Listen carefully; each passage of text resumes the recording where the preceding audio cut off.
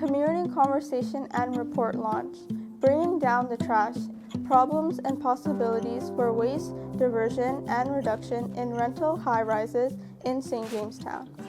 This important report, presented by Lisa Kowalchuk from the University of Guelph, was launched on May 24th at the Wellesley Community Centre. It was organized by the 200 Wellesley Community Corner.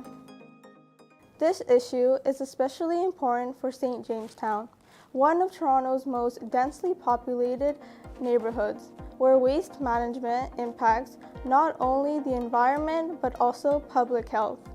Residents of St. Jamestown attended the event, sharing their insights, asking important questions, and providing valuable comments on this critical waste management issue. Now I'll introduce a short interview with Lisa Kowalchuk, followed by the full presentation and community discussion.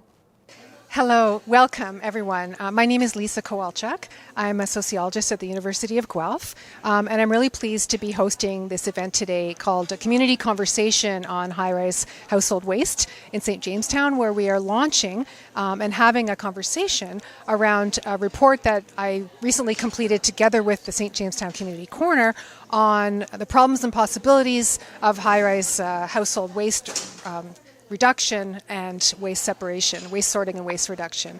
The project has been a nice labor of love, I guess I would say, between the research team and the corner's staff. And we did survey and focus groups and interviews to try to understand, well, what are the things that people can do? What problems are people encountering in the effort to reduce waste?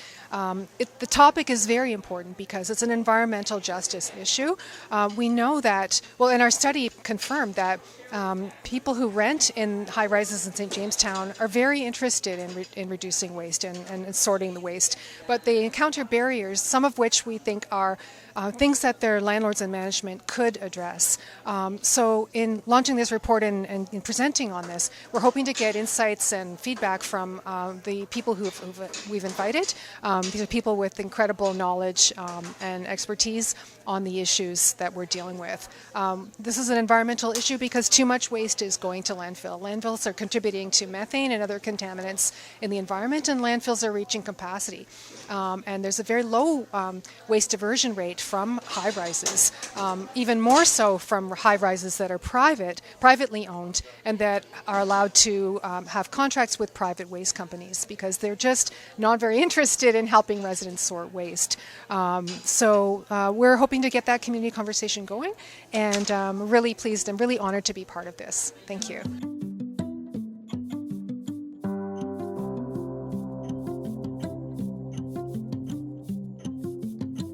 We are going to be starting with the presentation, land acknowledgement, and then we'll be having introduction presentation of the study.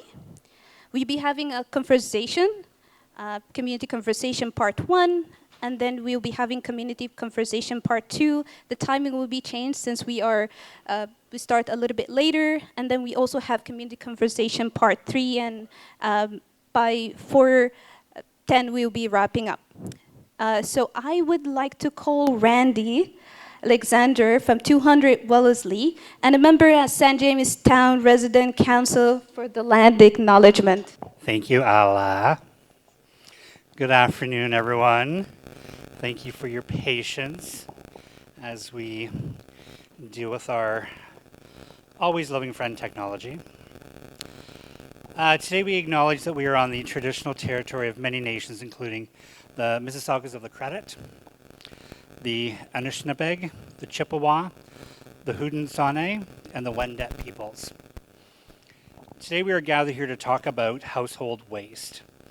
We know that colonization, capitalism, and industrialization have displaced original peoples and their stewardship of the land and nature. On their land, there has been overconsumption of resources by the wealthiest and by the middle class, and overproduction of things regarded as throwaway.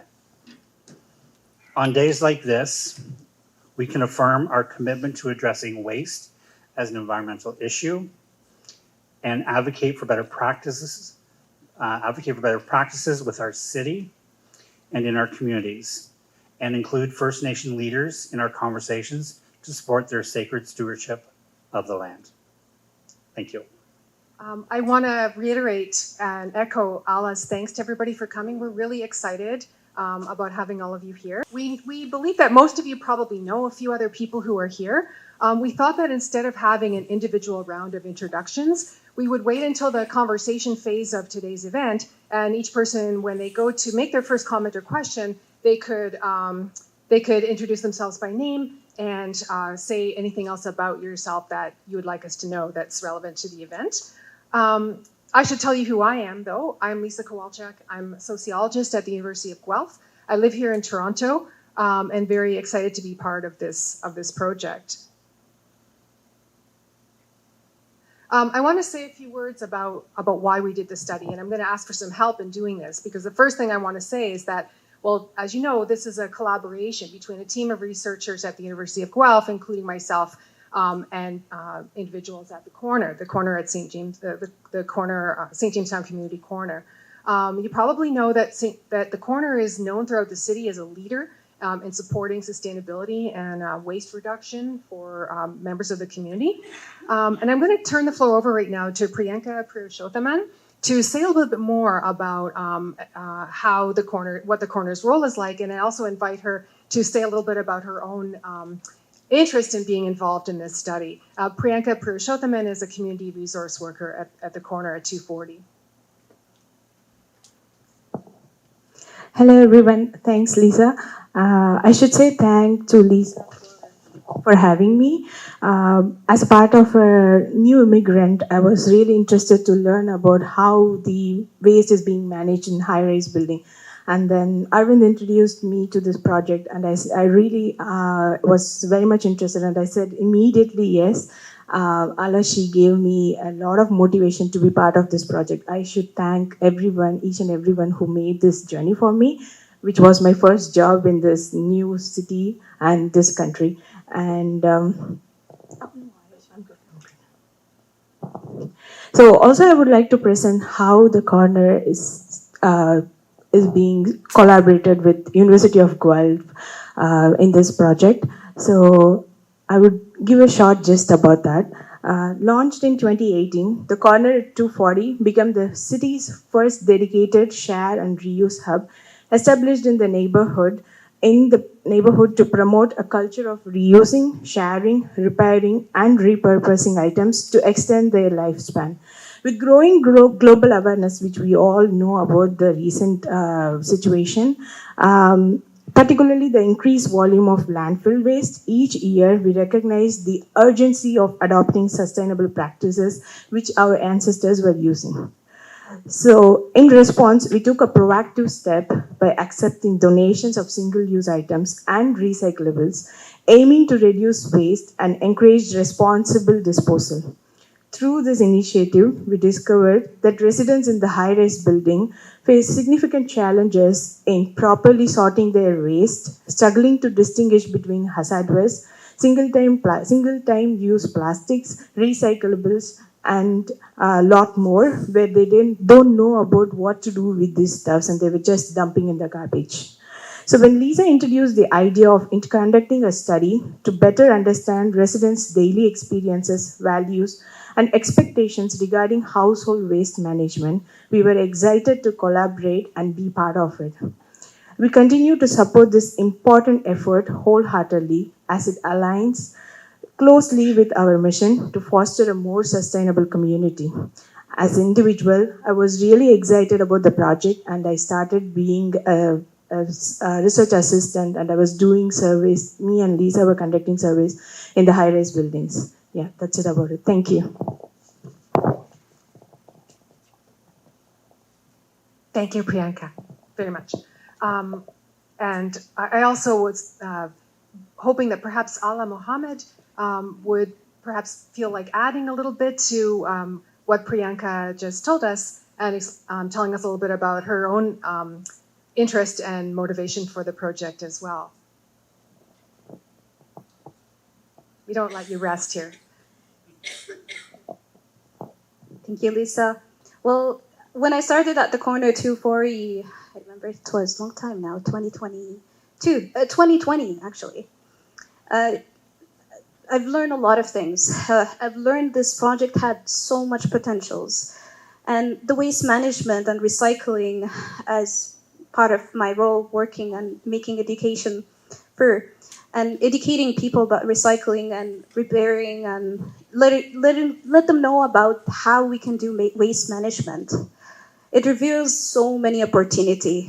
Not only that the work was positive to the environment, but also the significant economic impact, which had motivated me so much, to be honest. I've just learned, I wish if I have a bracelet from Craft Social, our group. They do a bracelet from papers. It's so beautiful, you would never notice. And so more opportunities that we learn through the time. And so much creativity also through even repairing and how these repairs could be happening.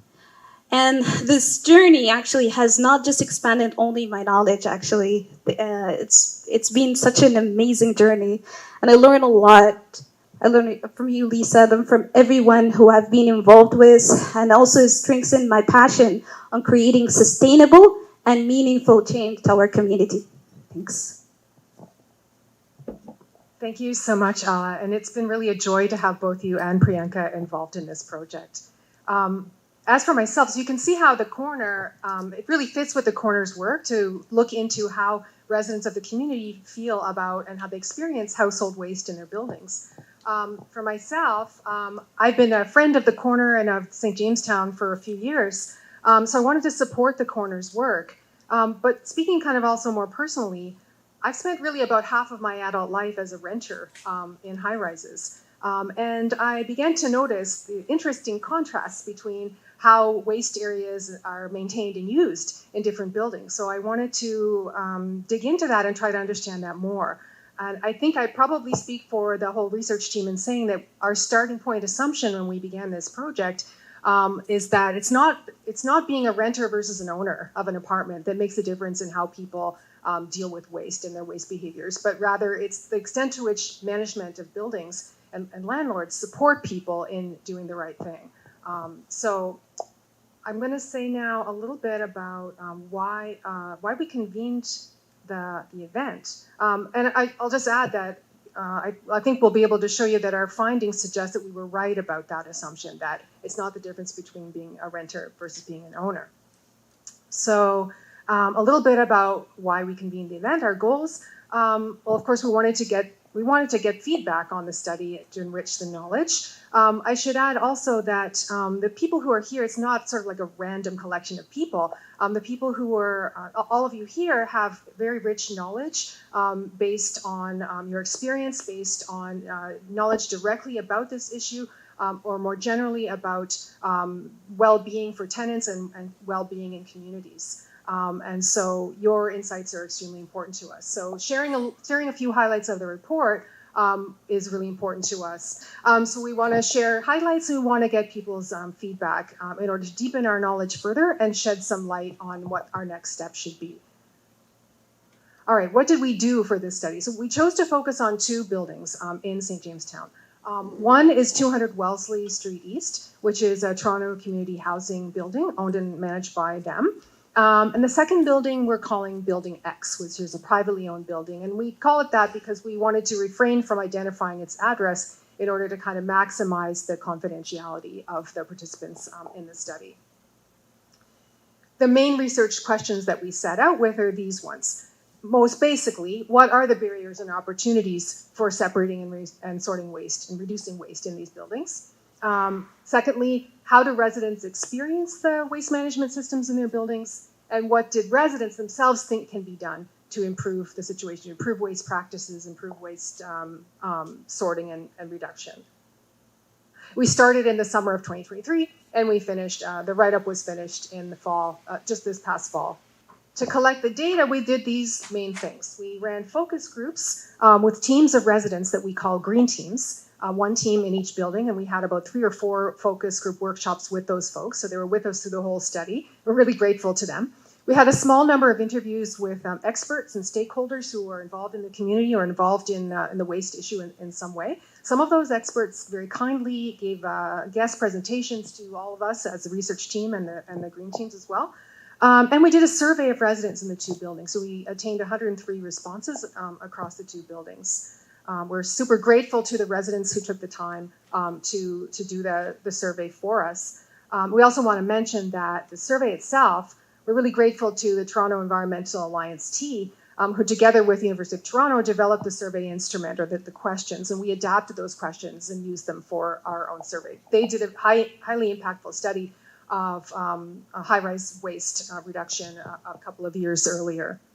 We're partly inspired by what they did to do this study. So next, I'm going to present a few highlights of the study. So 5 main highlights I'm going to present. The first one is this one, that the vast majority of our 103 respondents, and equal amounts in both buildings, care very much about reducing waste and sorting waste in their buildings. The charts show percentages, so, and I see that now the way it's presenting, you can't see it, but very well, you can't see the numbers very well, but just know that the large part of the ring on the ring chart represents, on the first chart, 93% of people who said they agree with the statement that, that sorting waste is very important to them. 78% of people said that they do this every day as part of their everyday practices. And 91% said that they see that as environmental. It's an environmental action that they're taking. It's protective of the environment. And these findings are really important because many people think that the renters, because they're renting, they don't really care about this stuff. They're not going to do much about this. They're not going to do much about the environment. Even some renters themselves that we spoke to said that about their fellow renters, so they didn't have very much faith in their fellow renters. But this study shows that that's wrong. And we think it shouldn't be a barrier for people to think, well, there's not really worth doing anything about this because you know, no one else really cares about it, so why should I care about it? We're here to say that people do care about it.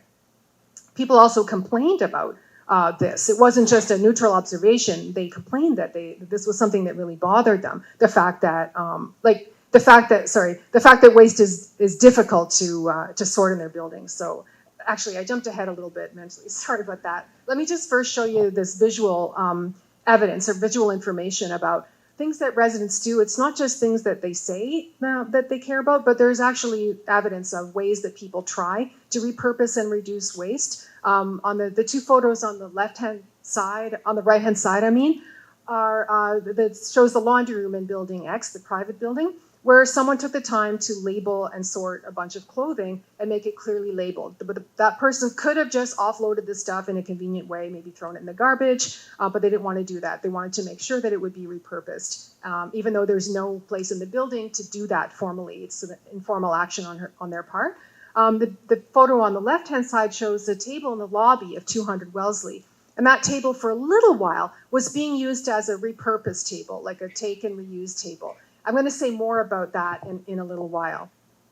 And then a second thing we want to highlight is that most of the barriers, at least many of the barriers, maybe I should say that as many of the barriers that residents face to putting those values into action are things that could be addressed by building owners and building managers.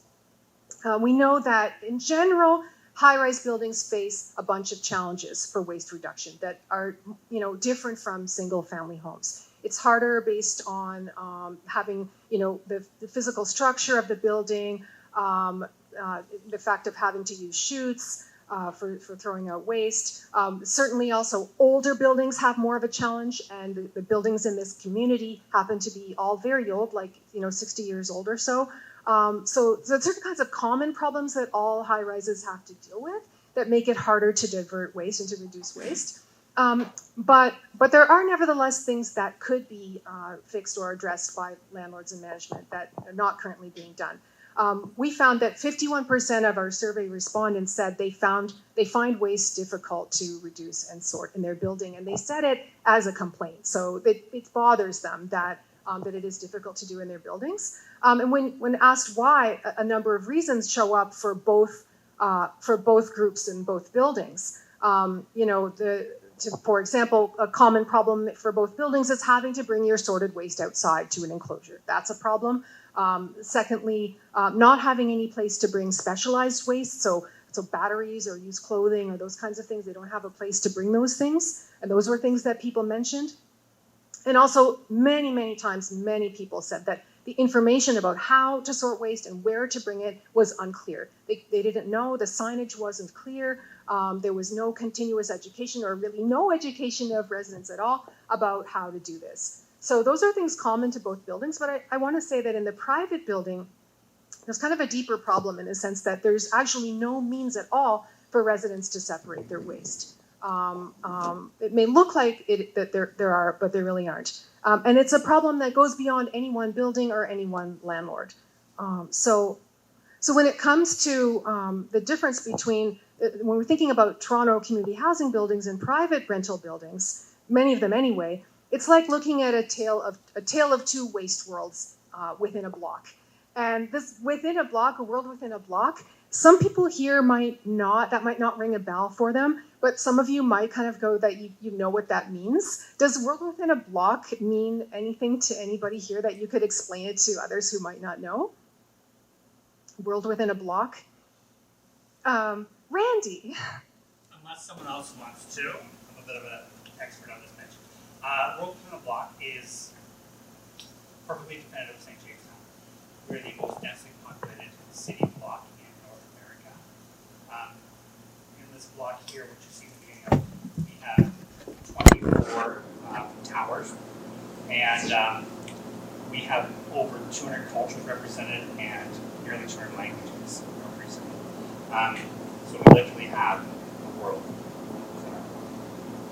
Yeah, it's an affectionate nickname for the community because of the incredible diversity of the community. So I'm kind of like shamelessly playing on that and mashing it together with the title of the novel. But it's sort of like two different worlds because TCH buildings, they're serviced by the city for their waste. And so that means they have to provide the residents with the means of separating waste. They have to provide means to separate out organics and recyclables and hazardous waste and bulky waste and so on. And more than that, TCH also has programming, specific programming to increase waste diversion across their buildings. Conversely, the thing with private multi-residential buildings in Toronto is that they have been allowed to contract with private waste hauling companies. And about 40% of the private buildings in Toronto contract with private waste collecting companies. So what does that mean? Well, it means a lot of things. These buildings are covered by a very weak provincial regulation that sort of requires, it says they have to make reasonable efforts to collect recyclables, but it doesn't define what reasonable means. And so that's partly why it's not very enforceable. It's very hard for the ministry to even enforce that when it's just reasonable efforts. And furthermore, it leaves out organics. There's no obligation at all for these buildings to collect organics if they've made a contract with private waste collectors. So they're not encouraged, much less are they obliged to truly promote waste separation among their residents. And it really comes down to incentives.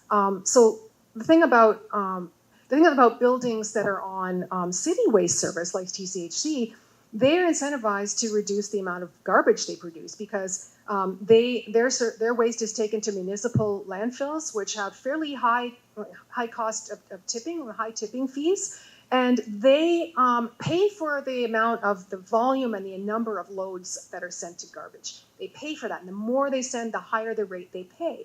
Whereas they don't pay for what they separate out into organics and recyclables. So for the city service buildings, there's huge incentive to recycle and to keep their waste amount down. Conversely, for buildings that have these private contracts, the way they save money is by sending everything to landfill because they use private landfills and some of those are across the border in Michigan, so they're able to cheap out on how they get rid of their waste. And it would actually be quite costly for them with private waste companies that collect their waste and deal with it to truly separate the waste. Those companies would charge them a lot to do that. So if you're wondering, why don't they just go on city service, and then they would benefit from the savings of reducing the amount of garbage they produce, and they wouldn't have to pay for separating out organics and recyclables. But the thing is, they would have to make enormous investment to really get compliance that they don't have currently in their buildings with waste separation, because right now it's anything goes. They don't really seem to care very much whether residents are separating waste or not, and there's no organic separation anyway. So they would have to invest a lot, and we can assume they consider it to be better and cheaper for them to just keep doing what they're doing, sending everything to landfill. And you might be thinking, well, but they have blue dumpsters in the enclosures, so isn't that separation? Aren't they really separating it? But in fact, whether they're intending to or not, they're really undermining residents' ability to separate and truly comply with the recycling of recyclable materials and separate those materials. As trying to point out with the photo in the slide, in the enclosure, there's no way to separate your waste. Everything goes. There's no black garbage bin for garbage, right? So as a result, not surprisingly, a photo taken by a helpful resident there shows that the blue bins are very contaminated. So they're only going to be destined for a landfill. Some residents know this. We could see in our survey that some of them know this, but we think many of them don't know this, actually. And one of the staff maintenance people in one of the buildings assured us, looking inside a very contaminated blue bin, they said, well, the waste collector is going to separate that stuff later on. They felt that way. So they think that. Probably residents think that as well. And we know that is not the case. We actually had a resident who looked into this, and we know that the waste collector for Building X does not separate the waste, which is no big surprise because there's already an Auditor General report on this whole sector that shows that is not, like, it's really not likely to happen. So, and I want to say about I don't know if you can read the little quotations, but I have never personally seen a raccoon in a blue dumpster in St. Jamestown, nor has anyone said to me that they've seen them or that is a worry for them. I'm just dramatizing things there, just kind of like making it seem more dramatic. A third highlight that we want to point out, we want to emphasize, is that as a consequence of these problems, there's more organics and more plastics and more hazardous items are going to landfill. And these landfill dumps, you probably know, are reaching capacity. We don't have very many more years to be able to keep using the existing landfill dumps that are there. We know that the survey revealed that many people, they're sorting their waste, but they're putting it in the garbage, but they may not know they're doing that. So they're sorting waste and putting it into the garbage chute. Many people sort organics and put it into the garbage chute. Fully 60%, if we combine, like, the residents across the two buildings are doing that. And something that really surprised us is that that's even happening at 200 Wellesley, where they have the means. They have a green bin in the enclosure area, so they have the means to put the sorted organics in where it should go. But only a quarter of the people said that they're doing that. So that surprised us a bit. People also put batteries in the garbage in the blue bin, and people dispose of medicines into the garbage and the toilet as well. We don't have a chart to show that. Highlight number 4, what about the TCHC in this tale of two waste worlds? Well, TCHC has enormous potential to increase waste diversion across all of its buildings. They are generally sustainability minded, and they are awarded and recognized for that. They are awarded for reducing greenhouse gas emissions in their buildings, especially their new buildings, and for reducing energy use in their new buildings. Also, TCHC invites requests from residents to do major transformations like converting the garbage chutes, right? They do seriously consider residents' requests to do that if they get such a request. We were told that that TCHC would consider a collective request from the residents of 200 Wellesley to rehabilitate an indoor waste room, right? So those things are indeed promising. But nevertheless, our survey shows that the residents the respondents that we had in the survey are just as confused as the ones in the private building about where to put waste, what to do with it, where it goes. They're equally critical of management as well in the two buildings. So it's sort of a surprising finding. Also, we found that there are some residents at 200 who who feel that management kind of dismisses their own collective efforts to take their own initiatives to reduce waste. I mentioned, we showed a picture of the waste repurposing table in the lobby of 200 Wellesley. So that table, the story about that table is, it was a table where residents would gather to socialize. If the people in this building, in that building, will be able to corroborate or say anything more about this, we want to hear that. It was a table for socializing, and then we had an inspirational presentation by a member of Toronto Environmental Alliance who came to speak to us and suggest ways that residents could take their own initiatives, especially if their management was on board. And we know that TCHC is on board with recycling and separating waste. So they could take initiatives to encourage fellow residents to reduce waste. So, so those residents in our green team, after that inspirational presentation, they decided to put a repurposing poster on top of the table. They called it a 5 R's table: reduce, reuse, repurpose, repair, recycle. And so it worked. So residents were using the table for a while to repurpose items, and then a couple of weeks later, the table was taken away. And to my understanding, there wasn't really an explanation about that. But people still continued to use the space to put items there, but it's messy. Like, it's not done in an orderly way. But people caught on to it and wanted to do that. So for me, what that shows is that resident collective action is very, very important, but it's also important for the institution to meet with and dialogue with the residents and to use the residents' willingness to do this as an opportunity. That seems like one way that TCHC might be falling short. And finally, the fifth highlight is that when management isn't doing enough to facilitate sorting and diversion of waste, or even undermining it, this affects the quality of life. So residents experience this as something that affects the quality of life in the buildings. If the chutes are blocked or they're overflowing and there's waste on the floors and the hallways, then it's very unpleasant to use those areas. And if you have that right outside your door, it's doubly unpleasant. If you have the luck of having your apartment beside the chute room, we heard from people that it's demoralizing too, that people actually felt uneasy having friends over because of the way the waste areas look. It's a health issue too. People told us they worry about pests that are that possibly come out of the organic waste that's left in the hallways. That's a worry. And people worry about batteries exploding in the garbage. A couple more images just to kind of show this. These are images of waste disposal areas in the private building, Building X. So you've got an overflowing chute, and you've got just a garbage bin in an area near the garage. So it kind of looks like staff may not have visited that area for a while. These are pictures of common areas in the 200 Wellesley building where items are left. They're left in the hallways, and people worry about that too, like that there could be pests or other risks that are, just lurking in these items. So wrapping up on key insights.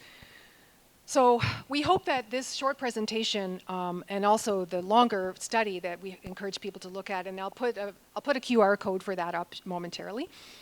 We hope that gives a sense of what are some of the barriers and opportunities for waste reduction. We think that action needs to be informed by understanding. Action should happen, but we need a basis of we need information to know what is happening about this. We think that our study does show that one of the key opportunities for reducing waste is the willingness of residents. The fact that residents care about this and are taking action and do want to reduce and sort their waste and reduce their waste, and they're doing that despite not having much support, if any support, from management.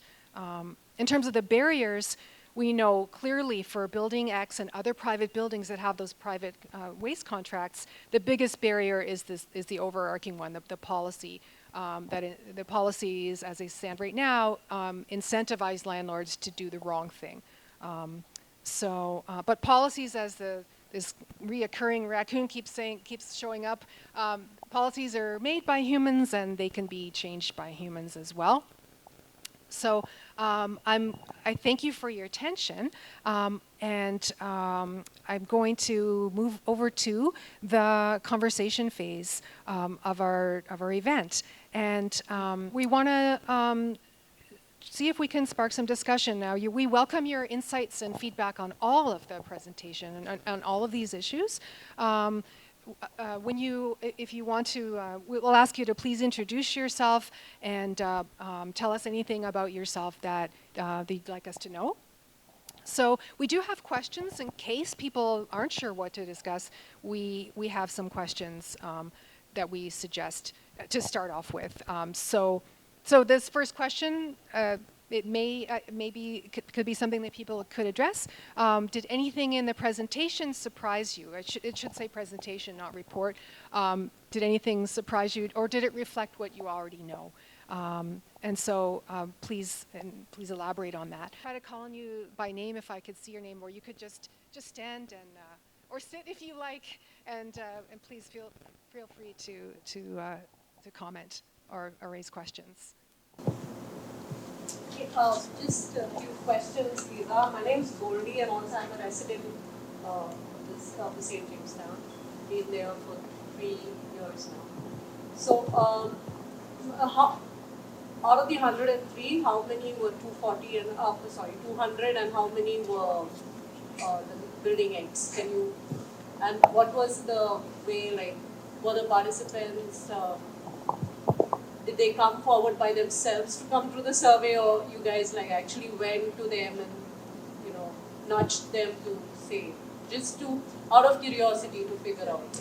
Thanks for asking that. I'm trying to remember what the split was. It wasn't 50-50. I think there were more from building X than from 200, slightly more. And the way we recruited was we set up tables in the lobbies, and we had information, and we enticed people with the promise of a certificate for the catering collective to have a meal at the catering collective. At the Green Cafe, I should say. So people coming in and out of the lobbies would either take us up on it or not. I'm quite surprised. The reason I'm asking you was the second bar chart that you showed. People of them are actually disposing waste separately. Like as a resident earlier in this, like being part of one of the buildings, I wasn't aware that they had a green bin separately. And I'm too lazy to come from 24th floor to go anywhere. So there's only one chute, so I better put stuff there. So I never separated it at home. So I'm quite surprised 70% of them said in your second graph that they were actually doing it. So that itself was like, I don't believe that. Frankly. I mean, you ask people out here also, and if we are like in this location, and we all have a single chute, I'm not sure you'll get 70% here if we are truthful. So that was surprising for me. If you're living in a private rental, you don't have any means to put you have nowhere to put your green garbage, your organic garbage. If you live in a if you live in a TCH building, you do have a way. However, as you say, we heard from so many people who said, I'm too lazy to bring it down. But the question is, why would they separate it and put it in the chute? Is an interesting question. It could, maybe other people have ideas for that. I'm just going to go back to the ring chart if I could find it, and just sort of. I welcome others to comment as well on, is it Gordy? If they want to comment on that.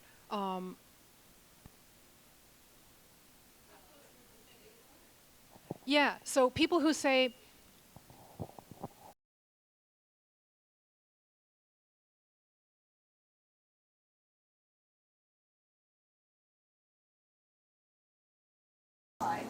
If you're in a wheelchair, forget it.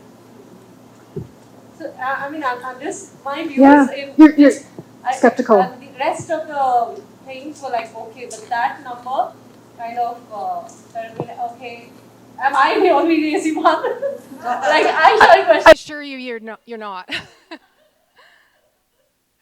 Yeah, interesting. I assure you, you're not. But the fact that they are separating it doesn't mean they're going down the stairs with it. It could just mean they're putting it in the chute, thinking they might be doing that, thinking it'll get separated later because it's in a green bag. But if we could do it again, we'd want to know what do you think happens to it when you put it in the chute? I'd love to know that personally.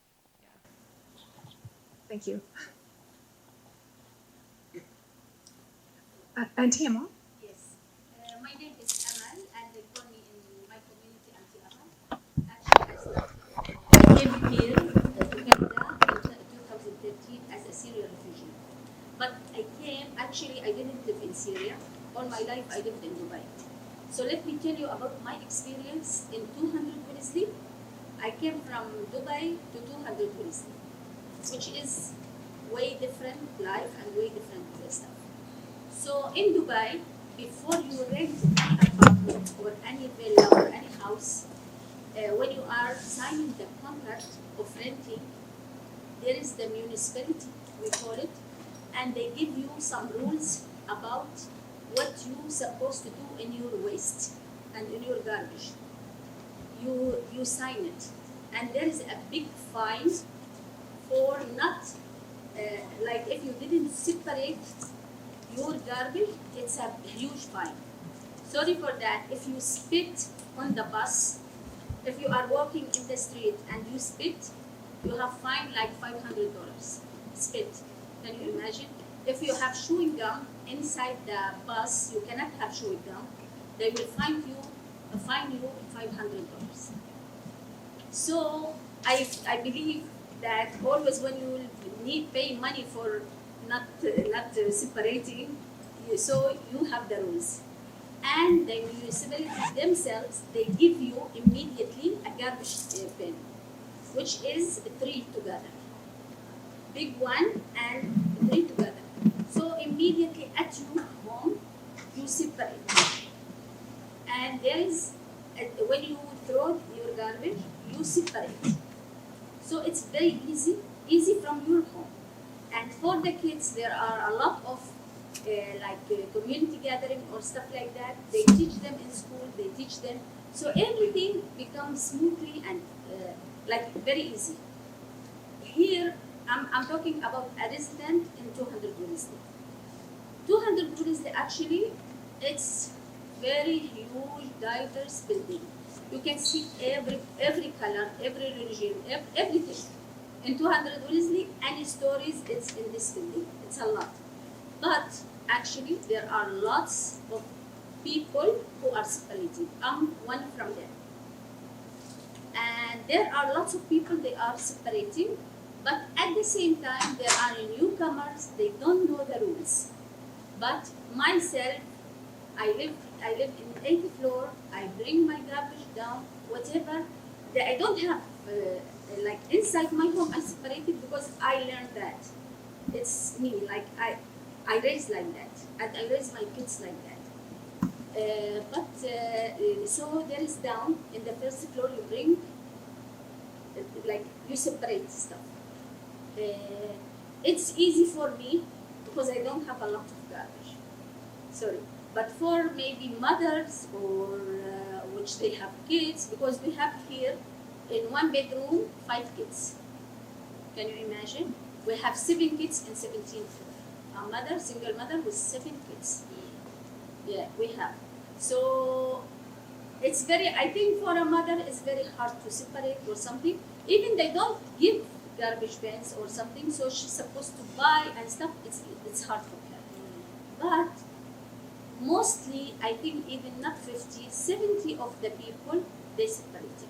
They learn it because even TCHC actually, they are very clean. And they are trying to help the people. They are trying to separate themselves. They are trying to teach them. And there are some now, 2 years before they started, very strict in this kind of stuff. Even I'm running food bank every Wednesday. Everybody knows about my food bank. Mostly, you can say 250 people, they come on Wednesday to have the food. We have lots of cartons, we have lots of stuff. The TCHC, they stand with us and they are very strict to use the cartons, and some normal is helping with the cartons. We see, all of us, we are as tenants of the buildings, we help each other, actually. And everything, the food is going in, they tell us, the TCHC, please, the food who is the rotten food, just put it in here. And the cartons, put it in here. They teach us what to do, which is we have, I think, more than 70 people, they know the rules now. Okay? So maybe that's why I asked the split of the 200 and the other building. So if maybe maximum of them did say that they are segregated. Thanks, Amel. It's super interesting what you're saying because it tells us that it is possible to have a different way of doing this and people actually separate Katrina? Oh, I just want to read the question. No, and that question is about sorting different types of waste, not just organics, not just recycling, like, so it's pretty broad. Correct. It applied to all the types. Which may not be available. Obviously, organics is not available in that building. Yeah. However, people do still in that building separate their products. They do. Okay. Yeah.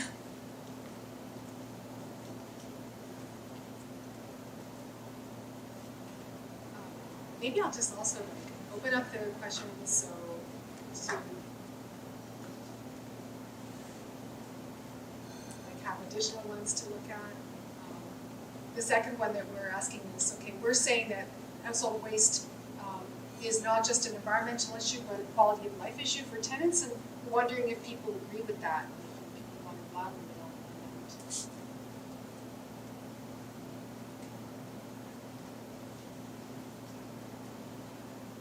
Actually, I want to add something. Yeah.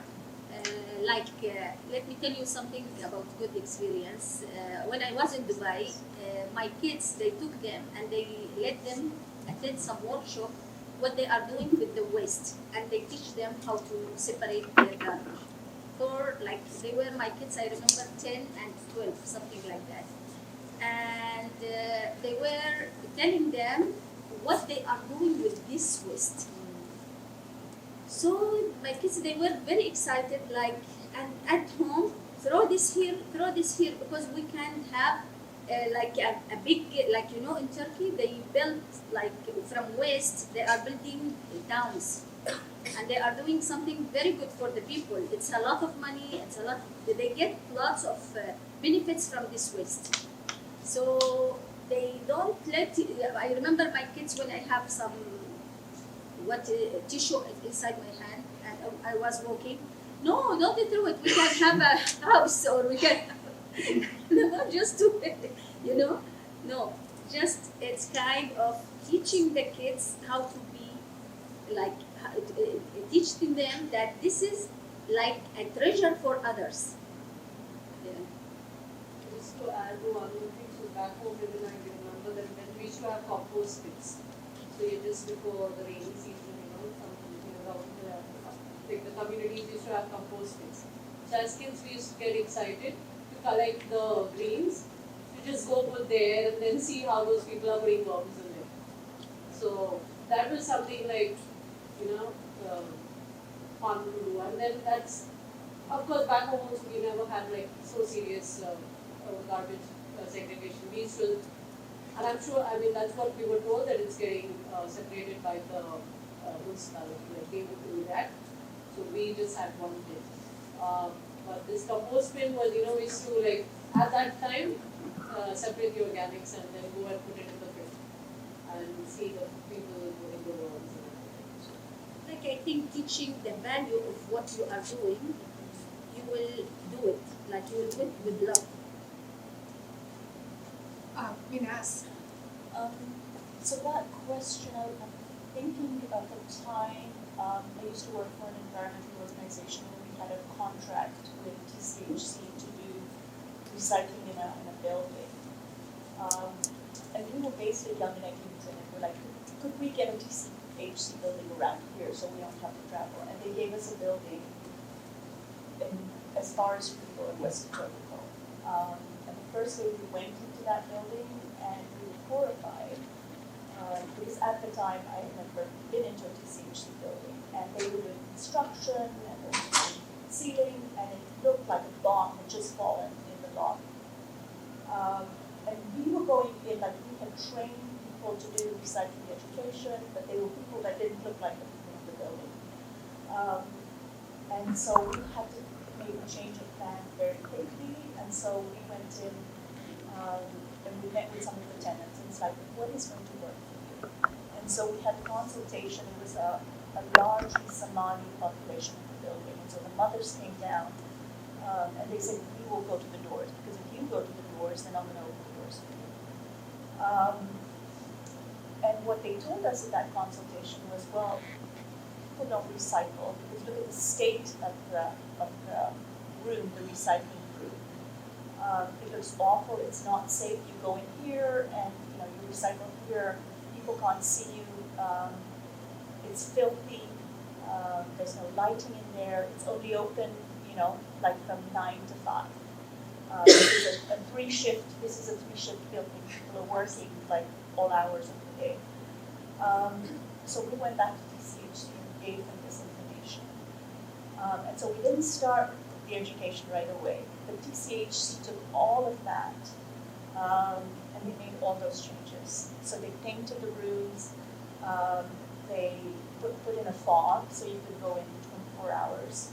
They changed the location, they put in a mirror so you could see from the door, they put in glass on the doors. They made all those changes. And it was like night and day. And then we also went door to door to educate people about the recycling, because that's the other thing. How many people, has anyone ever come to you and said, this is how you recycle? Like, it's complicated. When you look at the city's recycling charts, like what you, as a newcomer, you have so many other issues that you're working with. But like, how do you look at that and understand, this is what I should recycle, this is what I should compost? But in that story that I tell you, the quality of life was like, they told us that, this is disgusting. We're not going to go into that room. We don't feel safe. We're not going to send our children here. But as soon as TCHC changed that, it was, they wanted to go in there. So it was like clean, well lit, all of that. So, yeah, it does improve the tenants. That's amazing, and thanks for telling that. It's just something too that some people will say that, it's newcomers. They're the ones who don't know how to do this. And we just heard from you and you as well that well, actually, they come with already inbuilt knowledge about how to do this right, and they come from the system that's sort of dysfunctional that doesn't let them acting out their values. So thank you for that. Well, and TCHC has, they have things for new tenants. Yeah. They just don't use them. Mm-hmm. And so they've got bags that tenants get. There's Yes. how to recycle. But they have to take the time to sit down. I'm so glad there was a really good outcome in that particular. It was great, and they also, it was a pilot, so they had us come in 6 months later, and so we could see the difference. And people told us, like, remember what you told us 6 months ago, and we've been recycling. We didn't before, but we've been recycling since then. Such a good response. I completely agree. Sorry, are we able to use the microphone? I'm just having like a bit of a hard time hearing all the words, and I just want to make sure that I can catch everyone's ideas. Is there a microphone that we can? There is. It's over there. Should we pass it around? Do people feel self-conscious being on the microphone? I don't know how the cord is. I want to be able to pass it around so you don't have to respond. I'll try to be loud. Yeah.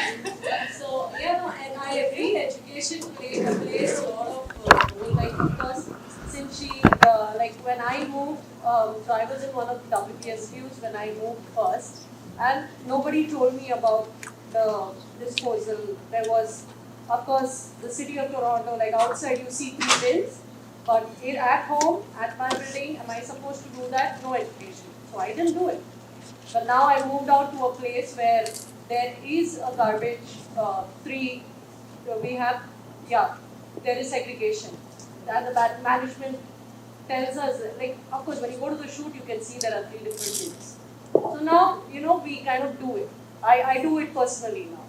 But yeah, there was no education when I came. So I was like, okay, there's one shoot, so you just have to put the garbage. Like, for sure, I never knew that those bins are even accessible to us to put. Of course, they're so big. I mean, you assume that, okay, it's not for us. It's for big dumpsters to come and put up, It's not for people to go and put. And 9 times out of 10, the truck walk full, too. I not emptied very often. Yeah. I have one from 200 Wellesley, Norring Lane. I'm the St. James on the Residence Council, and I was also on the Green Team.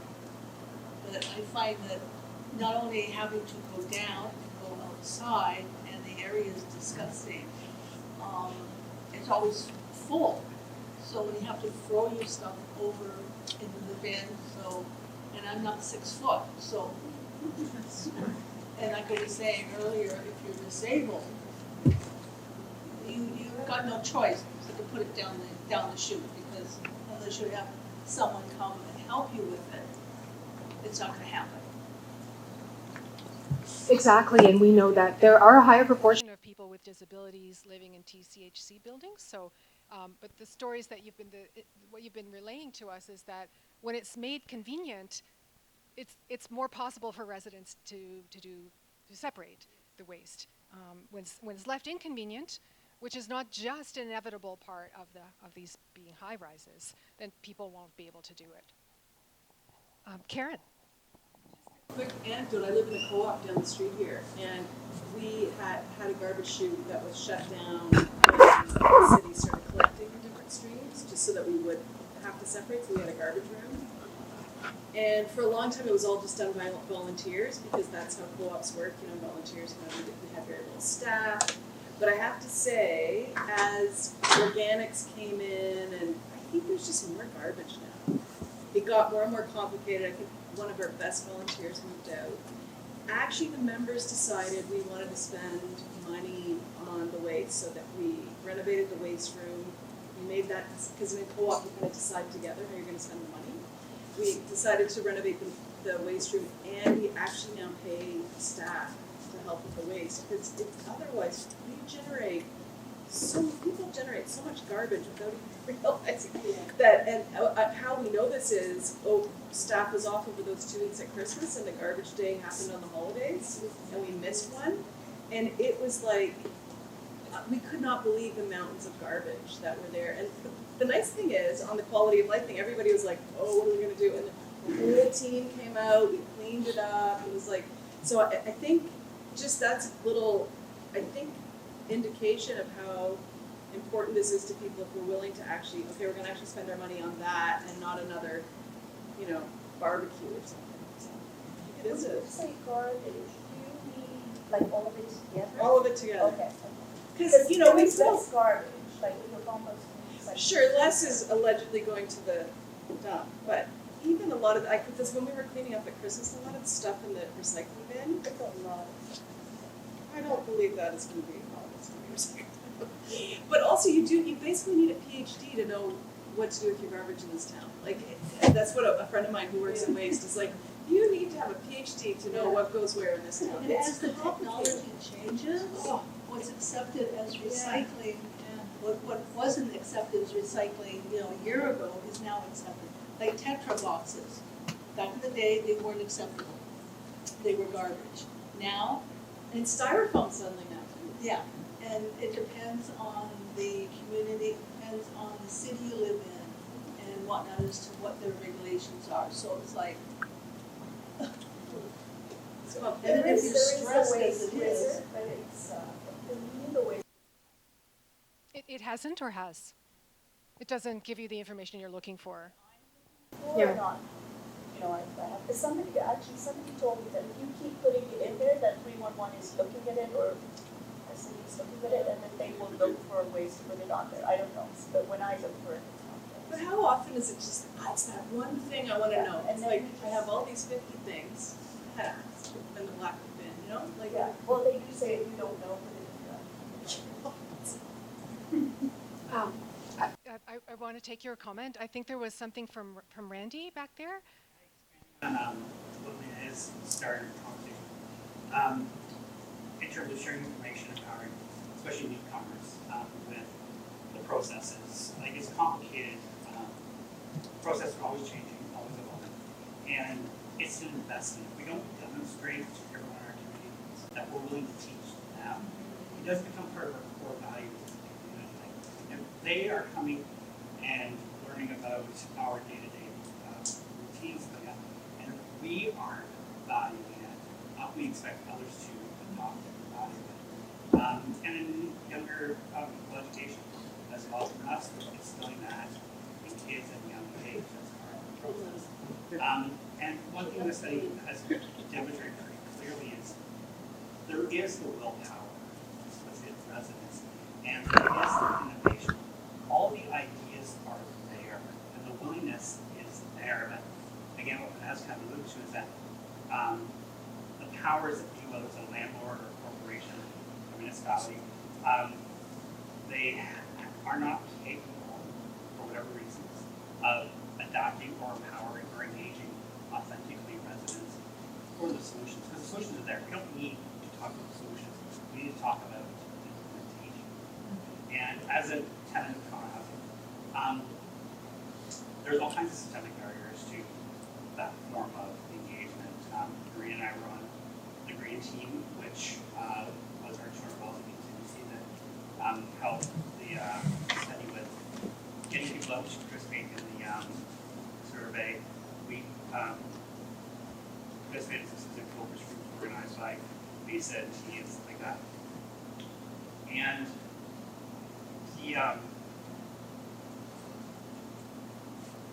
us taking our excitement and trying to translate that into real life innovation within our building. So we're the ones that started the table. It was just a table. And that table pre-existed our 5R initiative. That table has been in our lobby as a social thing, like our seniors would sit there and gather around it, coffee in the mornings. The table was never an issue. No one ever needed permission to go there. We also had permission to go there by our superintendent. But as soon as we demonstrated something organized and polished and deliverable, it got shut down so quickly. And the habit didn't change. We still do all that sustainable stuff. We still put out, if I have an appliance I'm no longer using, I put it in my lobby, it disappears in 5 minutes. We are reducing, recycling, repurposing, redesigning in our community, in our homes, and organizations like that too, or in the corner. But if you demonstrate sometimes with powers that be that innovation is here, that's threatening. We get territorial. We're like, oh, you have done this with volunteers and no budget. Because it's not there. And I have to justify my $100,000 budget. For you doing everything. So you bring up a lot of great experience. I agree with everything that's being said. This lived experience is the pathway to solutions, but it has to be heard, not Thank you, Randy. You just can't meet everyone. I mean, I worked with a mom a few years ago, and she wanted to start a neighborhood garden. And we did it in a day, and it was beautiful, and the next day it was gone. Do you have some idea of who removed it? It's not known? Well, in this case, it was probably a resident that had a beef, and then TCHC came in. But I've done it at 12 TCHC locations across the city, planted native plant gardens, and all of them are gone. They've all disappeared. And we did it with residents. Yeah. Because TCH is risk adverse, so if they see conflict with the community around innovation, they'd rather see innovation disappear than come up and mediate the community. Because we all built something in the sandbox and experienced other members of our residents, come kick the sandbox down. But the solution isn't to remove the sandbox, it's to establish better rules and better conversations and mediate conversations in the sense that Toronto housing and municipalities are adverse to those challenges. Tenant engagement is challenging. Community building is challenging. But we can't get away when it gets challenging. There's usually lots of great solutions in those challenges. For risk adverse. Thank you. And this lady also wanted to comment. Okay, so I'm Hannah. I'm a long-time resident of Guelph.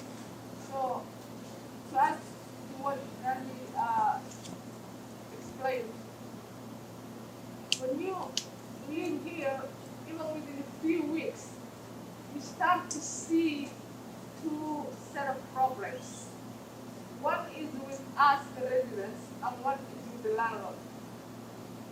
The landlord is completely disconnected from the needs of the residents who pay their rent.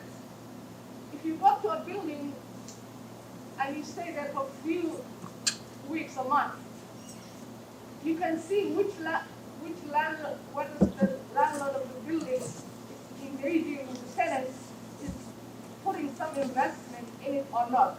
By the way the building operates, you can tell it goes back to it comes from the top. So what we are lacking is engagement with the landlord. They don't invest in the needs of their residents.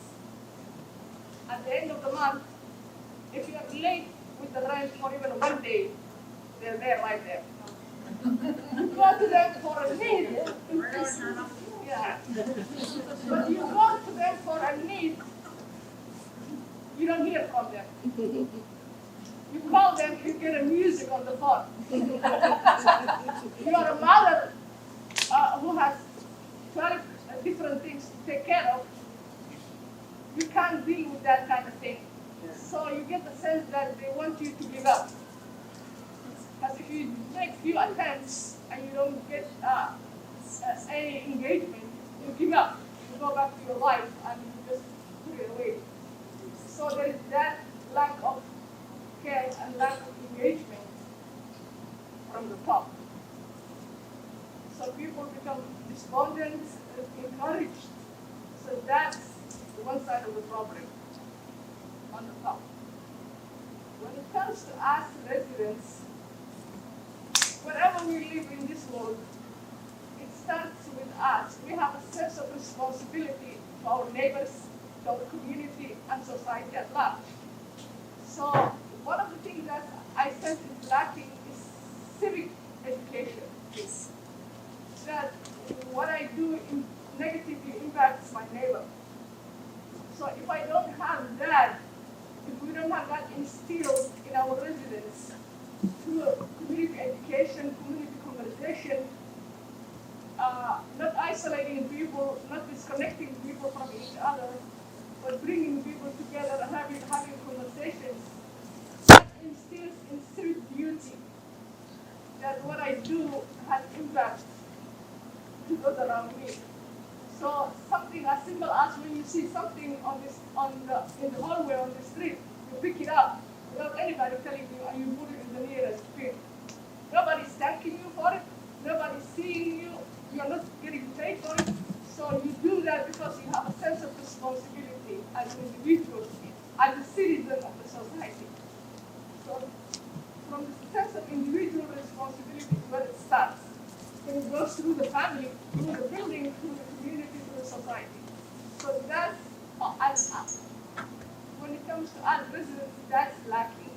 And the reason it's lacking is there is no collaboration, there is no engagement, there is no community conversation. The landlord itself discourages things like that. Like Randy said, when they see tenants coming together, they become nervous. Okay, now they will hold us accountable. We don't want these people getting together because they will hold us accountable. They will have a voice. We can't have that. So we have to isolate them from each other. And so there is the residents' responsibility lacking, and there is the landlord's responsibility also lacking. And from a personal perspective, it all starts with community conversation, community coming together, recognizing our collective responsibility to each other. So hopefully that's what I would like to see, more conversations, more civic studies in the community.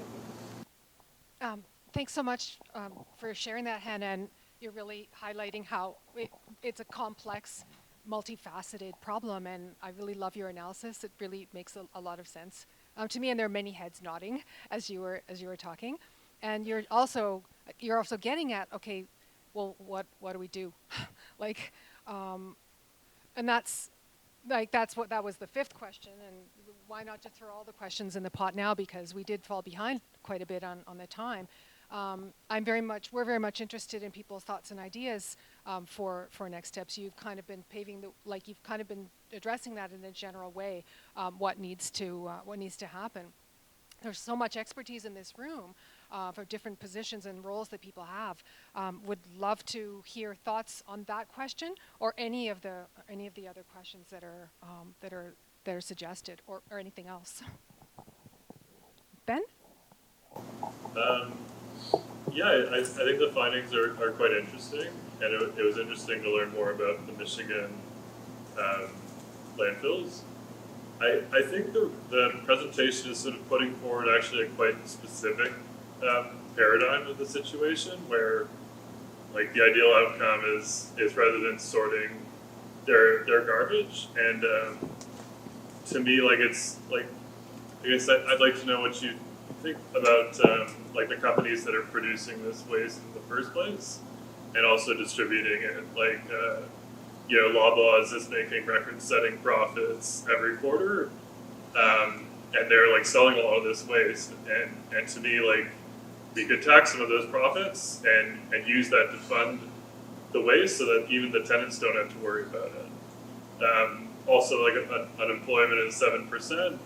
I have friends who are looking for jobs. Like if they got enough to pay their rent by sorting the organics from the garbage, like to me that would be a great policy solution.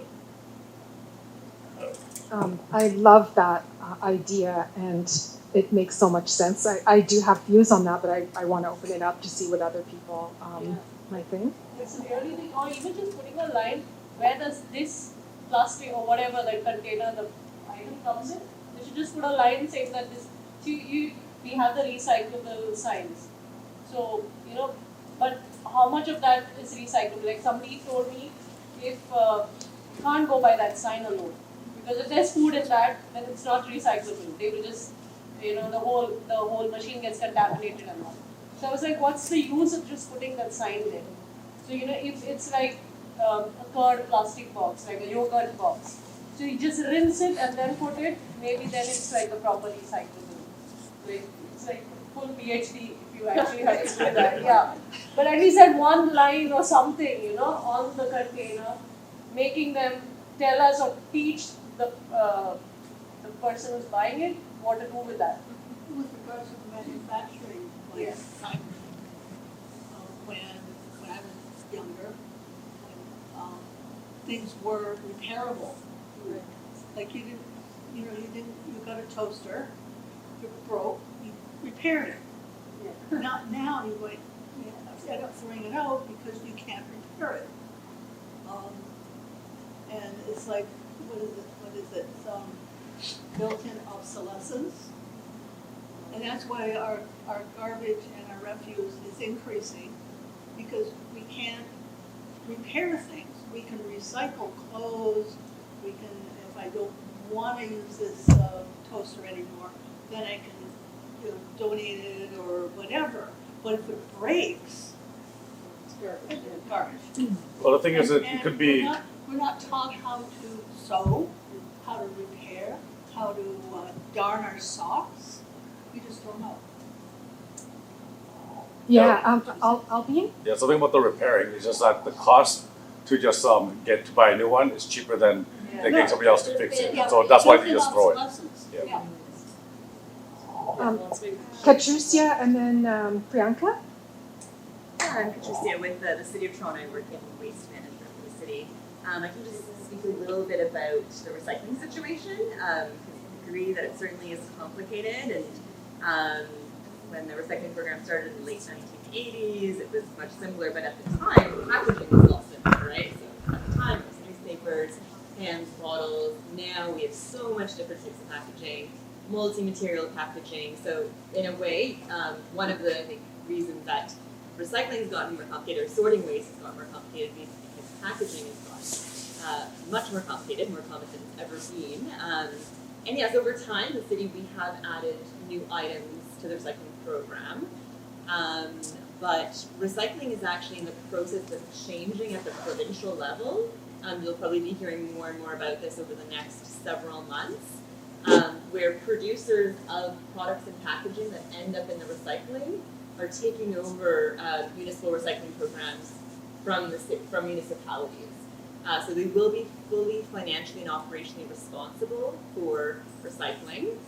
And there is a provincial body that's sort of overseeing this. We do need to reach, these producers need to reach certain targets based on how much they're putting onto the market. So as of January 1st next year, this transition will have fully taken place.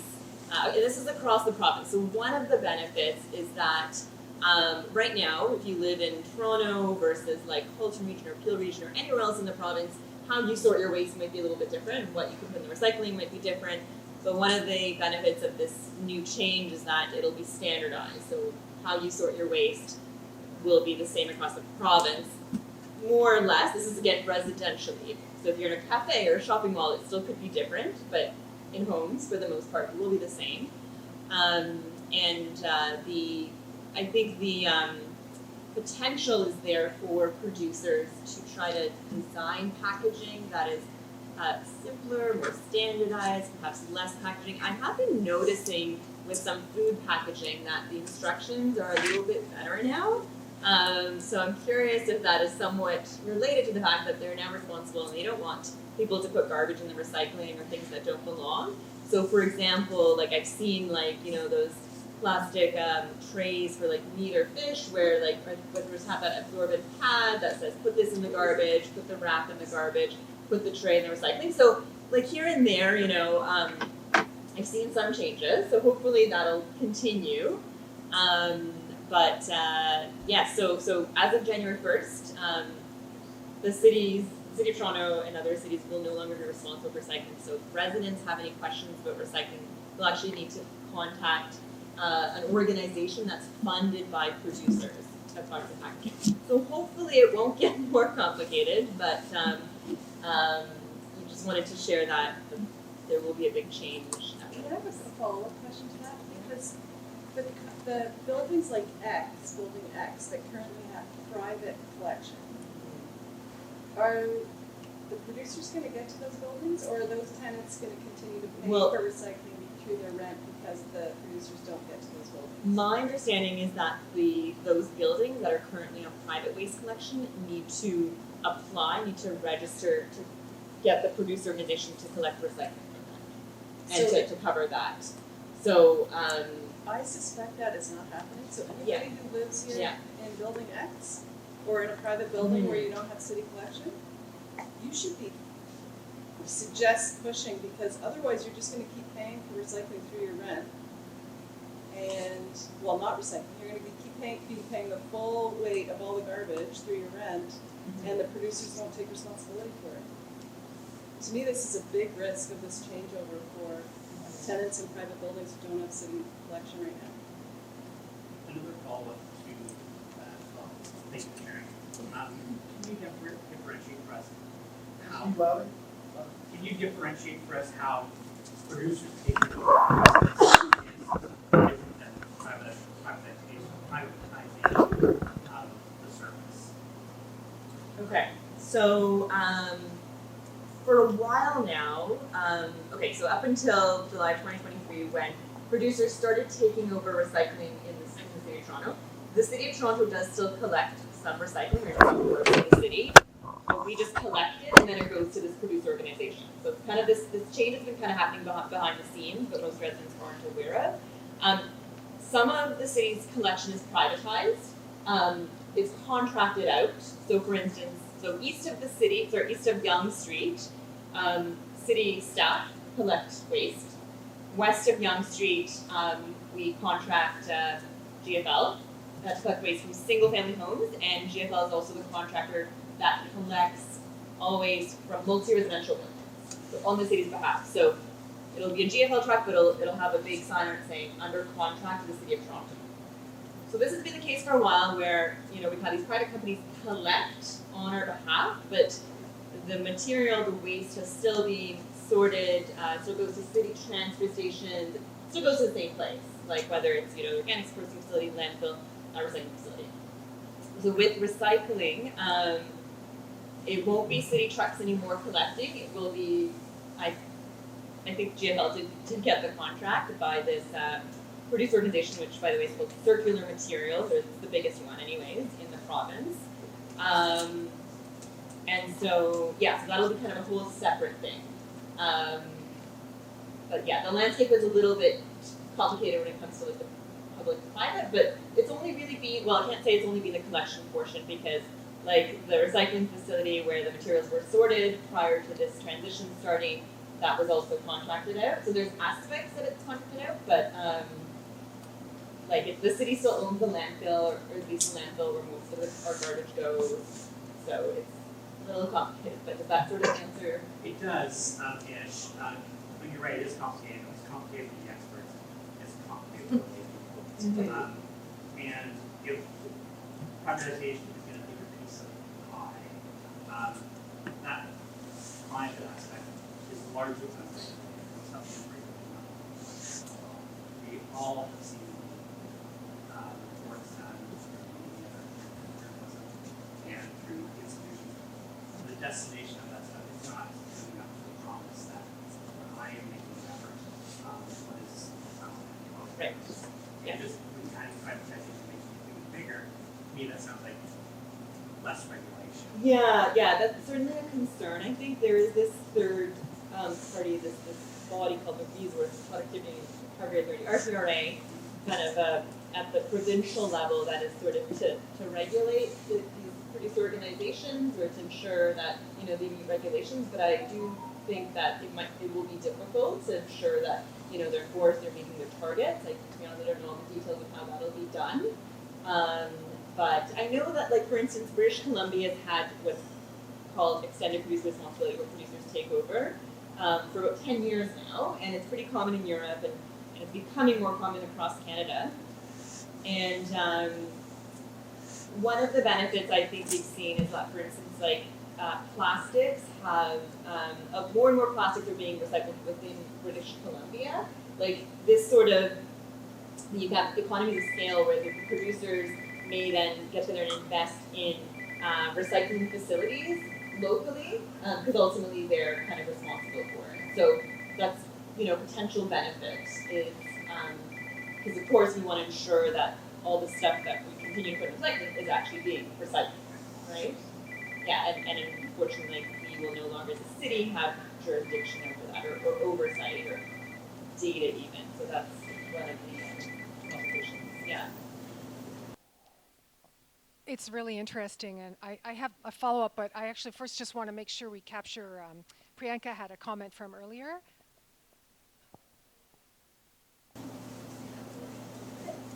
There was a question about repairing is kind of expensive, and I just want to highlight this topic a little, okay? Just to talk about that there is so many places where they provide repair for free and at an affordable price. For example, the corner 240, we do have fixing. There is a sewing club. They're happening every Friday from 1 to 3 p.m. And there is also a repair cafe. They have events all around the city. So all these things, you can always fix your items for free.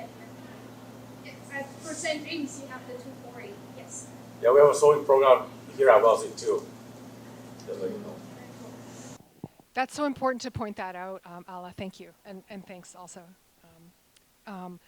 Yeah, and I just wanted to add this one geeky comment or nerdy comment to what Patricia was saying about the extended new extended producer responsibility program. I guess the logic of it is that it will encourage producers to the material they put into the stuff they're selling will be more recyclable, supposedly. Is that the logic? Maybe they'll, in an ideal situation, just use less packaging or simplify their packaging or standardize.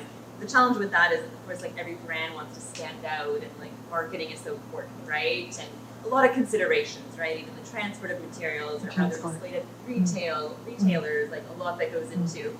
But we're hoping that, they'll consider more the end of life of that packaging, that waste, not just kind of, the front end stuff, but what actually will happen to it. So I think there's potential there, but yeah, it remains to be And that's just recycling too, right? That doesn't, like, if they produce items that end up in the garbage, like, that's not paid for by them, right? The municipality will still be answering all that. And as what's valuable in society, I think we're far past hoping that producers do something, or encouraging producers to do something. They need to be mandated and regulated if they want the privilege of operating in our communities. I think most of the people, they are easygoing. And when they see something beautiful or they want to beautify something, immediately all of them they run together and they do something together. I have an experience about when I came to Canada 2013. Behind the corner, behind 200 Wellesley, there were an abandoned, very, very dirty place. You know, it's behind the building, and all the people started to throw garbage. And you know, insects and needles, it was very, very dirty place. So I started myself. I got, I was field leader directive, and it was supposed to plant something. So I decided to take this land, which is behind 200 Wellesley, alone. And they told me to plant, and they will give me $100 to plant something. So I took the land. I swear, when I told my neighbors, I want to clean this land and level it, a lot of volunteers come with me. Immediately they clean everything. They level the land with me. And I don't know if you remember, there were a tent. Actually, then I paid money for it. It cost me like $5,000 from my pocket. Nobody paid me nothing. So I did a tent, beds. There were kids in the same area, and their mothers were addicted, and they were playing just in the street. Then immediately, I have the pictures. They write something like, "Don't pick anti-amalus flowers." They came immediately. They were 6 or 5 years, and they were playing here. I have their pictures. I have everything. So they come with me. They plant the flowers with me. We planted tomatoes, cucumber, everything, and it was a line. Just the kids themselves, they were holding this sign, and from morning till night. Wallahi, I didn't hire them. I didn't do anything for them. But they saw the flowers, they saw the tomatoes, they saw the cucumber, they saw everything beautiful. They love it. And they started when the seniors were picking only one cucumber, and they said to them, only one. One cucumber, one lettuce, one piece. Okay, make your salad and go. You know, the second year, we did lots of events in it. And the whole neighborhoods, we were very happy with that. The second year, they closed it. It was full of needles and garbage, and we planted, and nobody helped us even sorry for the $100 which they promised me, and I have an email that we will pay you to plant. I swear they didn't pay me. I paid from my pocket, and no one paid, and it was my first payment in Canada. I was very happy with this $100. Until now, I didn't get it. So we did something beautiful. So the seniors were happy, the kids were happy. They closed it for us, and now it's full of. Then last year I think they picked everything, and it's for garbage now. So why you look at behind 200 policemen, you will find garbage now because people throwing. But when you see something beautiful, you will not throw your garbage. You understand? Are you saying that people stopped throwing their garbage when you beautified it? Oh, okay. It was very beautiful, and lots of food to eat. Which is to me, very hopeful. It sounds like an opportunity for positive change. Yes, but I don't know why they don't like to change. I think when they see us do something beautiful, they fight us. They don't like it. Why? I don't know. I know that we're at time already, but I wanted to know if people are okay going a little bit more. Would another 10 minutes or so of discussion be okay? There's wonderful food available and the back tables. Do people feel okay about that? Maybe another 10 minutes. And do we have permission of Wellesley Centre? Yeah, there's no wall coming up. Okay. Okay. Yeah, thank you. So, I mean, the floor is open still for discussion of any of the other questions. I've been thinking about Ben's comment about the paradigm, or like the way we're looking at all of this, and of course, the fact that there's so much throwaway stuff being produced is already a huge problem. And people may know that there is an effort to have a global treaty to reduce the amount of plastic being produced. And there's the fifth meeting of that of countries taking place in August, I think in Geneva, to try to come up with a treaty whereby countries will put rules and limitations on how much plastic can be produced. So there's like at various levels and scales, there's change and action that needs to happen. But you know, we can also think about locally what can be done here. And so I am interested to know whether people feel that it is something that is actionable. We were mentioning this, the policy problem for the private rental buildings is that there's the landlords are not obliged, if they have private waste collection, they're not obliged to do anything serious with recyclables, and they don't do any organics collection. Is that something that people think, you know, the raccoon told us that humans make policies, humans can change policies. Do people feel like that is something that there should be action on that, to try to demand some kind of change at the provincial level?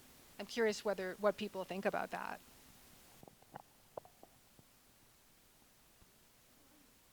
Look at the vote, then they'll go for anything. So Noreen, you're saying like to make it an election issue? Make an election issue, and enough people will, okay, I'll vote for you if X, Y, Z, with regards to environment, fine. But if that's not there, they're gonna hand it to whoever will vote for them. That's the way that's.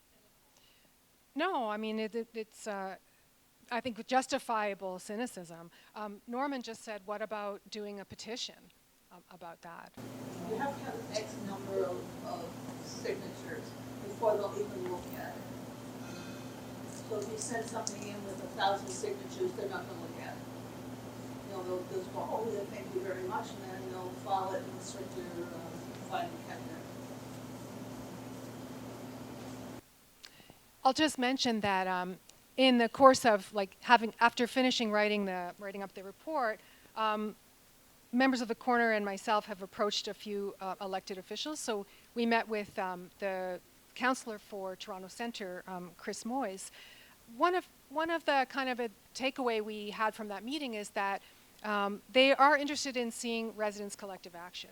So they do want to see residents kind of forming, you know, some sort of collective effort to press for change. And we also have met with the MPP for Toronto Centre, Kristen Wong-Tam, and they expressed some interest in bringing this forward to the appropriate MPP within her party, who is the shadow cabinet person for this file, for this issue. So I think that I kind of see some opportunity there, acting at the provincial level. But I feel like this would be something that would be more effective if residents were part of, you know, if it came with a petition or if it came with resident action. So I'm just throwing that out there to see what people think about that, about the possibility of approaching our provincial politicians, because so much of this policy, part of it, a big part of it is at the provincial level. I wonder what people think about that. I'm personally skeptical of provincial, but also I'm an eternal optimist. So I think we have to throw past, I guess, many walls. The good news is that the municipality has just launched their long-term waste management strategy. Is that the language properly? Yeah, it's an update to the long-term waste management strategy, which City Council approved back in 2016. So we're kind of reviewing and updating and some publications around that. So I encourage you to get informed about that and participate if you can. There's going to be an event at the City Hall on June 11th, I believe, and also there will be a survey as well. The survey's up on. And Yeah. Right. Is it 10? Sorry. Okay. 10. Yeah. So thanks for bringing that up. Yeah. Affecting the company's bottom line. Like you say that they manufactured whatever, take over. Fine, well and good. But are there fines if they slip up? Right. Is it going to affect their pocketbook? Because in no other way will they change. And sure, they'll take this over, fine, but are they going to, don't actually do it, unless there's something that's going to hurt if they don't. So that recycling regulation is at the provincial level, and I believe there are some fines, or but I think the enforcement is always more challenging the higher the government level, right? Like you just need a lot more kind of oversight, but yeah, I think as long as it, something affects the bottom line, there will be change. I'll also just mention, I know Norman wants to jump in. There's an Auditor General report for the waste sector that covers these private buildings that came out in 2021. And they point out that in several other provinces, they've had initiatives to actually ban particular items from landfill. So you can't have organics in landfill. In, I think, Prince Edward Island, Nova Scotia, and a couple of others that escape me at the moment. So enacting regulation at that level could be easy, like in some way easier than trying to make every single landlord do the right thing. Because if a waste hauler cannot bring organics or any other thing to landfill, that's going to have a ricochet effect all through the rest of the waste chain, and they will not accept that mixed contaminated waste from landlords. Norman? I live at 200. Day or night, these people in the garbage behind our building, bringing clothing in from our building and from the garbage into our building. All of the suitcases, everything else is making it a disaster. Yeah. So that goes to another way that the civic responsibility, the way that quality of life is affected by not so great management of the waste. Yeah. Other comments, thoughts, ideas? Avi? It's not singular, it's plural. So as long as you say something, you know that there's going to be something to be, you're going to do something about it, right? Because TTC has a saying: if you see it, say something. If nobody says something, then we're not going to go follow through. Because I worked with 311, so we were doing litter operations. I was in waste management for 10 years, so it's all perception. So we were designated and told to always put into clear bags and blue bags, that to show the public for litter bins that we were recycling. So if you don't say anything as a community, nothing will be done. But as long as you come in forward to say something and make a call to 311, we will try and cater to it and go forward and make movements. If no one's moving, there will be no action. So I'm thankful for everyone that came out here today, because this is step one. Step 2, step 3 is to always keep moving and move forward, and be optimistic. And yes, there's going to be shut off, and there's going to be like, hey, they're going to try to tell you to stop, but you got to keep pushing. And you know what? Power in numbers and solidarity. So just keep pushing. I just need to applause for that. Sorry. People in our building who eat garbage bags, and they don't take them downstairs, leave them by the elevators.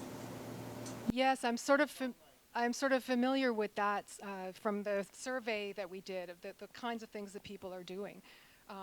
Thank you. Also with that, take pictures too, because when I was in waste management, we have our other people that go into commercial buildings and to private buildings to make sure that they are sorting it out. So if you do see something, please take pictures, send it to 311, and then we will take care of it. Okay? Thank you. Take pictures.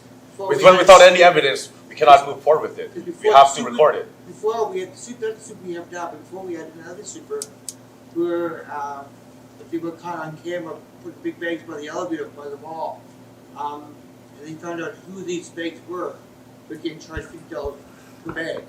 Yeah. Now, my suggestion: take pictures, report it, because if you're just saying it, it's just word of mouth. But without any evidence, there's no action. We need evidence. Thank you.